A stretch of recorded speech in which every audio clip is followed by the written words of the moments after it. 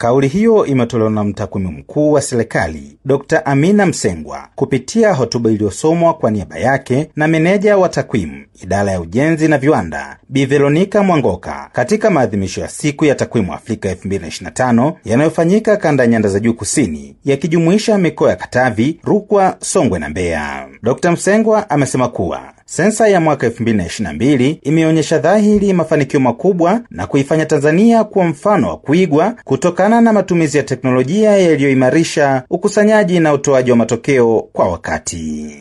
Upande wa kitakwimu kwa kweli tuna vitu vya kujivunia sana. Mfano kwa Afrika, Tanzania imekuwa ni nchi ya kwanza kukusanya taarifa za sensa ya watu na makazi kwa kutumia teknolojia mpya ambayo ni ya vishikwambi. Sababu hakukuwa na nchi nyingine ambayo iliweza kufanya kazi hii kwa muda mfupi. Na hiyo iliwezesha kutoa matokeo ya sensa ya watu na makazi baada ya yani ndani ya mwaka ule, baada ya mwezi mmoja tu tukapata idadi ya watu.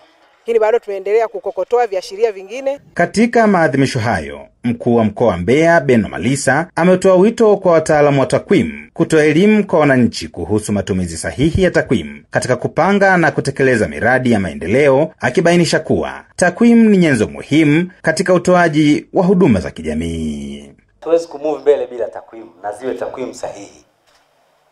Naamini leo mkiwa mnaadhimisha siku yenu, ni pamoja na mambo mengine ni kuielimisha jamii nini wa majukumu mnayoyafanya, kwa maana ya umuhimu wa takwimu. Lakini pia wakishajua umuhimu wake wazitumie. Aidha, mameneja na wadau wa takwimu kutoka mikoa ya Mbeya na Rukwa wametoa maoni yao kuhusu umuhimu wa takwimu katika kuendeleza sekta mbalimbali hapa nchini. Katika mkoa wa Mbeya zinaonyesha kuwa katika ile sensa ya mwaka 2022 mkoa wa Mbeya ulikuwa na idadi ya watu wapatao 2,243,754.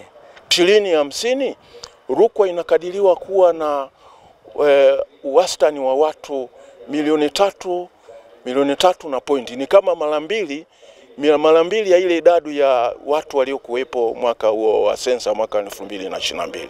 Takwimu itakapokuwa bidhaa tumebadilika, yani tunazalisha dazeni 300 kwa mwezi mmoja, takwimu tutakuwa tumeona kwamba tumepanda. Samuel Mpogole, Hope Channel Tanzania.